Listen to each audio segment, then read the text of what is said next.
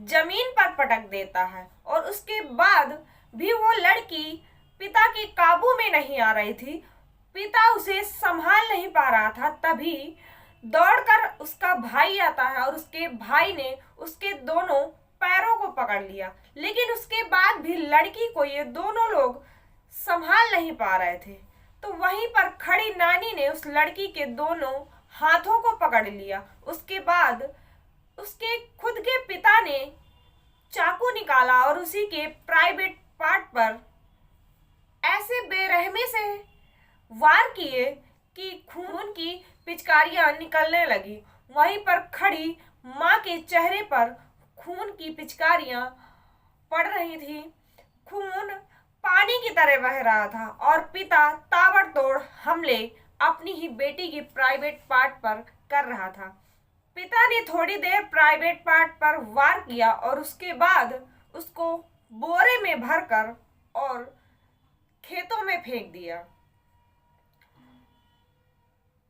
जो पिता आखिर क्यों इस पिता ने अपनी लाडली बेटी के प्राइवेट पार्ट पर वार किए? क्योंकि माँ बाप के लिए बेटियां जान से प्यारी होती हैं और वो भाई जिसके साथ बहन खेलती कूदती बड़ी हुई और उसी भाई ने अपनी ही बहन के पैरों को क्यों पकड़ा? और जब ये बाप ताबड़तोड़ हमले उसी के प्राइवेट पार्ट पर कर रहा था तब इस भाई के हाथ क्यों नहीं कांपे? क्या है ये पूरी घटना? इसे जानने और समझने के लिए आप हमारे साथ बने रहिए। वीडियो बिल्कुल भी स्किप मत कीजिएगा, नहीं तो आपको घटना या कहानी आपको समझ में नहीं आएगी। तो क्या है ये पूरी घटना, हम आपको विस्तार से बताएंगे। नमस्कार, सत श्री अकाल, आदाब, मैं रागनी आप सभी का स्वागत करती हूँ। तो चलिए मिलकर समझते हैं इस दुनिया की डार्क रियलिटी। तो ये घटना है बिहार के सहेसर जिला महेसी लगता है और इसी महेसी का थाना और इसी थाने से लगता हुआ कृष्णा गांव, इसी गांव के शमशान घाट के पास एक खेत है और उसी खेत के पास 10 दिसंबर को लोगों ने देखा कि खेतों पर एक लड़की पड़ी है जो दर्द से कराह रही है। खून उसके पानी की तरह बह रहा था। जब लोगों ने देखा तो उस लड़की को फौरन अस्पताल ले गए और जब अस्पताल में ले गए और जैसे ही डॉक्टरों ने उस लड़की का इलाज शुरू किया तब तक लड़की दम तोड़ चुकी थी। डॉक्टरों को उस लड़की की हालत देखकर लग रहा था कि इसका रेप हुआ है, क्योंकि लड़की के नीचे के कपड़े नहीं थे और जो ऊपर के कपड़े थे वो भी फटे हुए थे। अस्पताल से थाने फोन किया जाता है और वहां से फौरन पुलिस आती है और मामले की छानबीन करती है। लड़की को पोस्टमार्टम के लिए भेज देती है और जो उस लड़की को लेकर गए थे उनसे पूछताछ होती है। ज़्यादा टाइम नहीं लगता है, लड़की की पहचान हो जाती है। लड़की का नाम ललिता था जो कि नवादा थाने की रहने वाली थी। लोग बताते हैं कि ये लड़की अपने नानी के घर में कई दिनों से रह रही थी।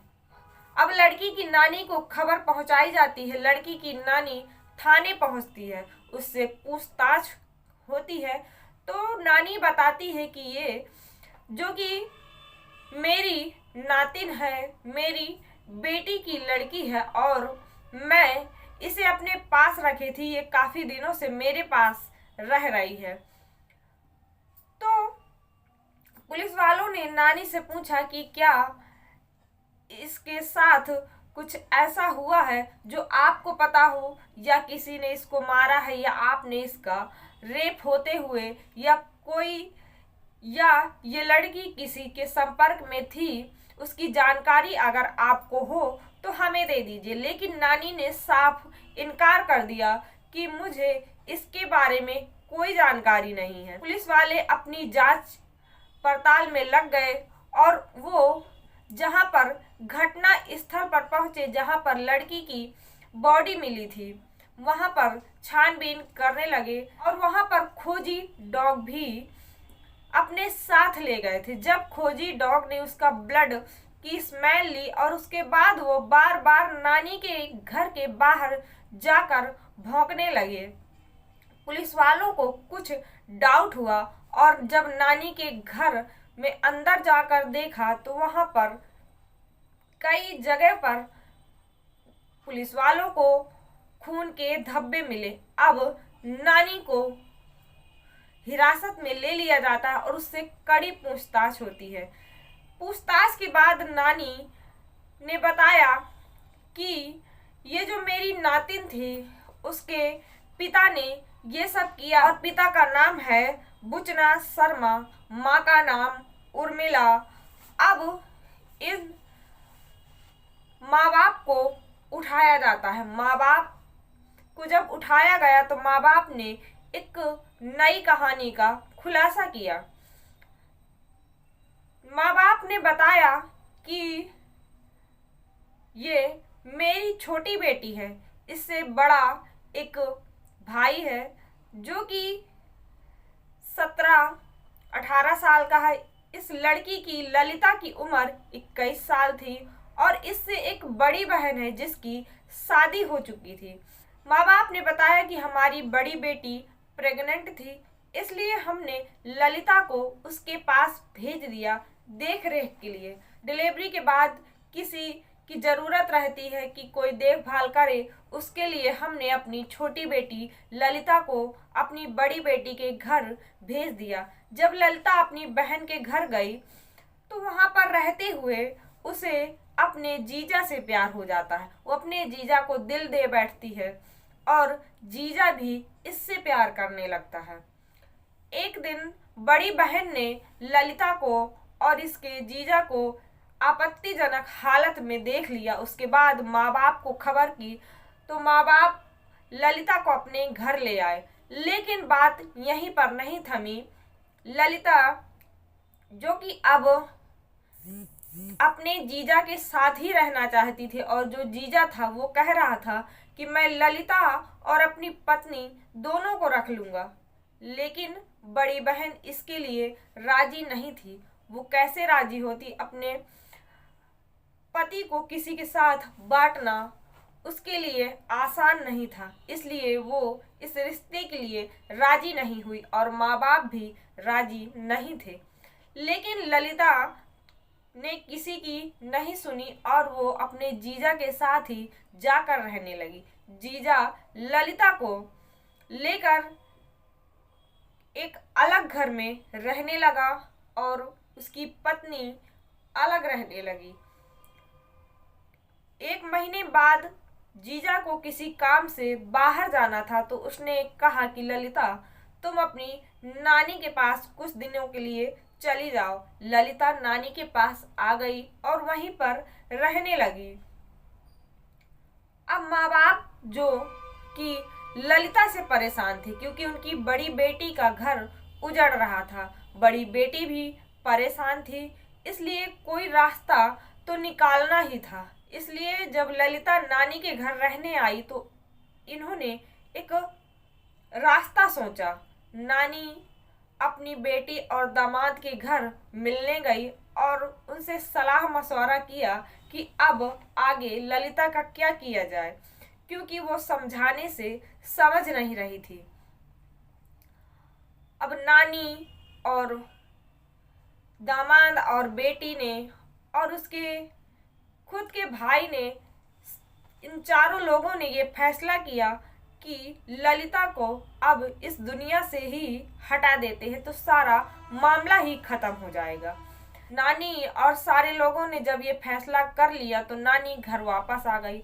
इधर ललिता इन सारी बातों से बेखबर नानी के घर बड़े आराम से रह रही थी। ललिता आराम से खा पी रही थी और जीजा से बातें कर रही थी। तभी दरवाजे को पीटने की आवाज आई तो ललिता ने दरवाजा खोला और जब दरवाजा खोला तो उसने देखा कि मेरे माँ बाप और भाई ये सारे लोग वहां पर आ गए हैं। तो उसने दरवाजा खोला और जाकर अपने कमरे में अपना सामान पैक करने लगी, क्योंकि वहाँ से वो जाना चाहती थी, क्योंकि वो जानती थी कि मेरे माँ बाप और भाई आए हैं तो फिर से मुझसे सवाल जवाब करेंगे, इसलिए वो अपना सारा सामान उठाकर वहाँ से जा रही थी। तभी बाप ने उसके हाथ को पकड़ा और जमीन में पटक दिया। लेकिन ललिता फिर भी विरोध कर रही थी। उसने कभी ये नहीं सोचा था कि मेरा खुद का बाप जो कि इतना हैवान बनने वाला है। भाई दौड़कर आया, उसने दोनों पैरों को पकड़ लिया, लेकिन फिर भी वो उठने की कोशिश कर रही थी। तो नानी ने उसके हाथों को पकड़ लिया, जो कि पिता ये आज तय कर के ही आया था कि आज ललिता को खत्म ही कर देना है। इसलिए उसने चाकू जो अपने साथ लाया था, चाकू निकाला और अपनी ही बेटी के प्राइवेट पार्ट पर ताबड़तोड़ हमले किए, जिससे उसका खून पानी की तरह बहने लगा। उसके बाद उन्होंने उसको बोरे में डाला और खेतों में फेंक दिया। पिता ने बताया कि ललिता के प्राइवेट पार्ट पर इसलिए मारा था कि लोगों को लगे कि इस लड़की का रेप हुआ है और फिर इसके प्राइवेट पार्ट को किसी ने बड़ी बेरहमी से इसके प्राइवेट पार्ट पर किसी ने मारा है। लेकिन हकीकत कहाँ ही छुपती है। जब ये मामला सामने आया तो लोग सोचने पर मजबूर हो गए कि खुद के माँ बाप अपनी बेटी के प्राइवेट पार्ट पर कैसे चाकू से मार सकते हैं। तो आपकी इस घटना पर क्या राय है? आपको ये घटना कैसी लगी? आप हमें कमेंट सेक्शन में ज़रूर बताइएगा। और अगर आपको हमारी वीडियो अच्छी लगती है तो लाइक ज़रूर कर दीजिएगा और आप अपने नाम के साथ कमेंट हमें ज़रूर किया करिए। आप ये वीडियो कहाँ से देख रहे हैं आप हमें कमेंट सेक्शन में बता सकते हैं, क्योंकि नेक्स्ट वीडियो में आप सभी के नामों की घोषणा ज़रूर करेंगे। तो आज की कहानी में बस इतना ही। मिलते हैं एक नई कहानी में एक नई जानकारी के साथ। तब तक के लिए जय हिंद।